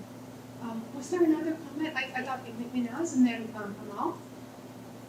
So I'm just thinking, like, you mentioned that the yard is coming, right? So that means the city is not worried about recycling is after your hands, right? But green bin is still a city thing. And I think that that is actually more important than recycling, right? Because that's like food waste is where a lot of our greenhouse gases are coming from. And we're not doing a good job with that. So Rifat, who's here today, we're doing a green bin organics program where we're educating 10 women on composting, green bin composting. And so we started this program, got the funding for it, and then we go into the buildings and we find out that 60% of the buildings don't have green bins. Some of them are private, some of them are TCHC, and some of them used to have green bins, but they took them away. And nobody's ever had anyone come to their doors to educate them about it. So this is the first time, you know, the green bins have been around for 17 years, and this is the first time that they're getting educated on it and learning about it. And now they have nowhere to put their organics. So it's still going into the garbage. So I don't, like, what can the city do? Like how do we advocate for that? Because that, I think that we should really be advocating for. Like, how do we get the city? Because I understand there's private, you know, if you have private hauling, then you don't have to worry. What happens about the zero waste, right? Like the city's zero waste. Does that mean if a private hauler is taking it to Michigan, it doesn't count? Like it's not counted in the city? Yeah, so I mean, the city collects from all TCHC buildings, and like as mentioned, about 60% of all multi-residential buildings get city waste service. So all of those should have green bins. If they don't, the property manager, TCHC, should contact the city, if there are one, and we'll make sure that they get them. Are they obligated to have to do? Yes, if they're on city service, yes, they must participate in all our diversion programs. And the kitchen counters as well, the in-unit kind of organics containers. We provide those, like one for each unit for all new buildings, and then 10% kind of replacement every year. So property management, again, needs to kind of request that. We don't just automatically provide, but we will on request. And I know that TCHC actually, because we've been working with them on some things recently, mostly they're doing some outreach, going door to door, providing what they're calling waste toolkits. And I think it's about maybe 7,000 or so units, so it wouldn't be all of them, I don't think, but we've been providing them some information. And I think that probably would include, like, do you have an indoor organics container, and then also the in-unit recycling bags, which, you know, we still do provide to the end of the year. But in terms of private buildings, unfortunately, because it's up to the building whether they want to get city service or not, and this is again just for multi-residential, if they opt for private collection, unfortunately the city has no authority over, you know, how that's collected, where it goes. We don't collect them, we don't have like... So you don't count that as city waste? No. No. Who's counting that waste? Because it's waste created in the city. Yeah. I mean, that should be kind of counted at the provincial level, but yeah, I don't think that's happened. Like, no, we don't have that data, unfortunately, because there's a number of different private companies, and we don't have a good idea. Read that 2021 report that Lisa mentioned. Yeah. It's curl your hair. I'll share it with you. It's one of the city staff people that showed it to me or told me about it, said that they had to go through 7 stages of denial, like 7 stages of acceptance, I mean, to get their head around what that report says, because one of the problems is that the private companies, haulers, collectors, transporters, they're not obliged to even have data on this stuff. So we don't really even know how much waste is produced by private rental high-rises. You know, so it is definitely a provincial advocacy issue. What I'd say about your report, what was so great about it is that to identify this as an environmental justice issue, because it means that 40% of multi-residential tenants in this city have terrible waste management access, probably. I mean, some might be good, but most of it is bad, and it's affects quality. Like that was the. I know you asked her a long time earlier, but that was the thing that I really, really appreciated about the report is that this is actually a justice issue, and letting landlords do whatever they want for the cheapest price and just export our waste somewhere else is so horrible. Anyway, it really, that is something we should be fighting against. It's so bad. Landlords do something, it's just cosmetic check mark. Yeah. Well, just whatever's cheap. Exactly. Cheap and cheerful. Sure, Wellesley from housing right there. Was recipients of the housing support campaign where they handed the kits, and there are 6 sort of Wellesley right now. They didn't do any information sharing. They basically just deliver them the apartments. Say, here's your free stuff, and that basically walk away.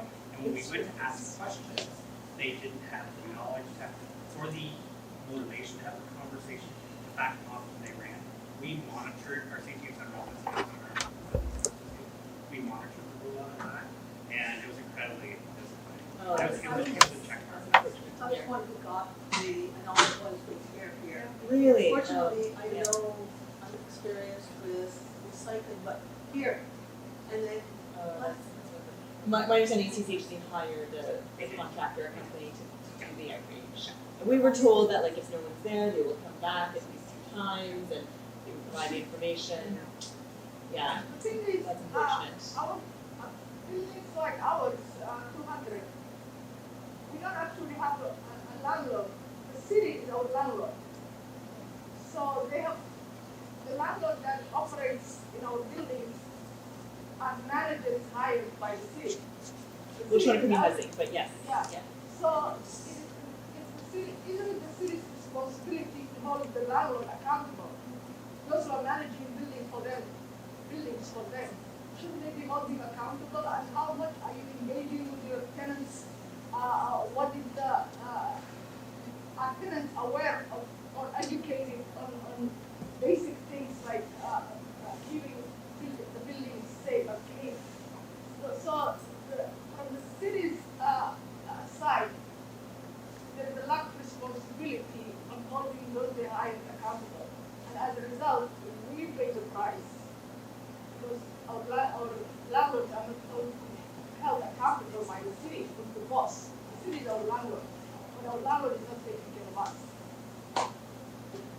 I mean, I don't know like the intricacies of the detail between the relationship between Toronto Community Housing and Toronto. I mean, sorry, the City of Toronto. Like, yes, like, TCHC receives some funding. It's sort of like an agency, corporation. Yeah, but they do operate independently of the city. I mean, yes, I agree that there should be some responsibility and accountability, but it is also a huge organization with like a huge portfolio of buildings and residents. I don't disagree that there's an opportunity for sure to do more. I know several years ago we did a pilot with 20 TCHC buildings, made various kind of improvements to the physical structure, mostly kind of enclosures, old buildings, garbage chutes, enclosures, signage, a lot of outreach, lobbies, events and such. But I do think there's definitely potential to do more. I do know that TCHC does have someone dedicated to waste, which they didn't have before we did that pilot. So I think there is a bit more, but like I said, it is a huge portfolio, a lot of buildings, a lot of units. That manager has been very resistant to meeting with John Garland? surgeon. Yeah, John, we reached out directly to John. I'll just say, I just want to signal that we kind of have to wrap up in about 5 minutes. And I know that Amal was going to say something, and I also want to hear from Arvind. But in terms of the waste manager, graciously met with us and gave us a good long piece of his time to talk about this, and it was helpful to understand what is the institution's position. It just doesn't square with what we found in the survey. Like there's gaps. It sort of doesn't quite pan out in what we found in the study. Amal and then Arvind. I think the first step in all this project is putting the rules for anyone who will be a tenant. Like this building has these rules. You must obey it, like you must work according to these rules about garbage, about this stuff. the educating people about this is the first step. Makes so much sense. And our respondents told us education is extremely important. Rules will require implementation, which requires them to invest time in staffing to actually enforce the rules. Arvind? Yeah, I just wanted to point out that I think we all have to agree that there is no single solution to the larger problem. It's multi-layers, right? So it starts with ourselves, how we change our own behaviors. It starts with better policy making. It starts with better accountability from different institutions and individuals. It starts with better infrastructure for waste diversion. But also talking about all that, I've seen a lot of examples from across the world where residents are given incentives to better divert waste. Germany is a very good example where you can actually go in and put your water bottles into a pretty much like a machine, like a booth, and you get paid for it, right? Even for people who live downtown, if you wake up early mornings, there's a whole ecosystem of people who go around collecting bottles, beer cans, they go sell it and make money. And so if you think if the governments at different levels can think about something where people are incentivized, where we can turn this, there's a lot of money to be made in waste. Waste is not exactly waste, useless. There is use to it. So how do we enterprise this whole thing where people can make a living out of it? It is better for the environment in a way where the city or the governments can make money out of it. So I think if you think on that lines, there might be a small solution there as well. Fantastic point. And Priyanka? So, as Arvind mentioned, right, I have one solid example. A client who comes to 240, he just comes to say hi and bye. So I realized off late he's a businessman. He always used to tag himself as a businessman. On a curious note, I was asking him, what's your business all about? He was mentioning, I wake up around 6 o'clock in the morning. I pick all the beer cans where these useless people throw them in the floor and they don't know the value of this. And I make $150 each week. When I go to the bank person, the girl, she's asking me, where you got this money? You are with ODSP. She don't need to ask me that question, but still I make that money. I'm a proud businessman who's making money from the waste. He is a solid example, as I was just mentioning further. So that is a practice which we used to have when we were kids. We collect plastic bottles, we collect papers, and then we turn that into money. But nowadays, kids are not being empowered with that thing because there is no such easy practice like making waste as a money. Yeah, I just want to tackle it. Thank you for that, Priyanka. Really interesting ideas about like what is actually waste or what should be thrown away. Priyanka's back home, we used to sell our paper and get garlic. Yeah. So that's a good trade, actually. Yeah. So they used to have people selling garlic. They used to come with garlic. We used to trade our newspapers for garlic. You see how there are like better ways of doing things among people who've come here relatively recently. So thank you for sharing that. And I have a lot of thanks to dole out right now. First of all, thanks to each and every one of you for attending. I've really appreciated your feedback and comments. You know what? Sorry. Please go ahead. I heard everyone is so interesting in discussion, but at the end, I think in every building there is the same problem. And I think when any tenant comes to the building for rent, it is the duty should be the management to give him or her the papers, what are the issues over here, and what should he obey these rules. And if he did not obey these rules, there should be a penalty or fine. And one thing, when we came over there, just a tour should be all the buildings. Where are the bins and what will be put in these bins? Otherwise, and most of the buildings, they have only the garbage and recycling, just like me. I have no, but when we call other buildings and our management, they are saying we have no money. Because it is a private thing, then we have no money. But there should be, but for the land, we should be, it is all our civic duty to encourage them that please go ahead, and if there is some money required, all the tenants will pay for this. That is such an interesting and important comment, and it came up in our discussions as well, that some of our Green Team members said, why don't we tell the landlords, we'll be willing to pay for it. If you can make every tenant pay for whatever it costs to have the effort to really have organics collection. And also, I really congratulate your collective, along with Minas, for the effort you're making to do composting. I feel bad that you've run into the problem you have, but at least now you're seeing where the advocacy needs to happen. So thanks for what you just offered, and thanks for coming. Yes, I want to thank everyone for coming. There's some other thanks as well. I just want to make sure I don't leave anyone out. The people who, most of them may not be here, most of them are not here, but the 103 people who did our survey, the Green Team members, Randy Alexander, Priyanka Purushothaman, Ala Mohammed, Talia Rockman, we're calling her a note taker extraordinaire, and also the St. Jamestown Catering Collective, and Aravind Joseph. And also I want to thank Fred from Regent Park TV for doing the kindness of capturing the whole event in video and audio format, so thank you very much. Please mingle as long as you want. There are limits, of course. We probably by 9 o'clock we should leave, but there is some food still. And if anyone has not yet received there's a survey that can be done. You can grab it with a QR code there. If you prefer a paper copy, I do have some, so please let me know. And people are pointing at things. What should I know? Oh, the QR code is also at the back, so please take a couple of minutes to do that. Please do take some time to read the report, to browse through it. If you're not sure how to find it, I can send it to anyone. Just send me an email.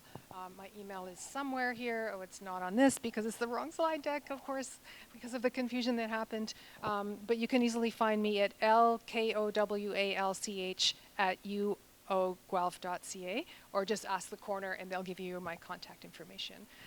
So thank you all very much again. A big round of applause for all of you for your input and your attention and your patience. Don't forget to like, share, subscribe to our YouTube channel, and visit us on all our social media platforms. Please visit our website for more information.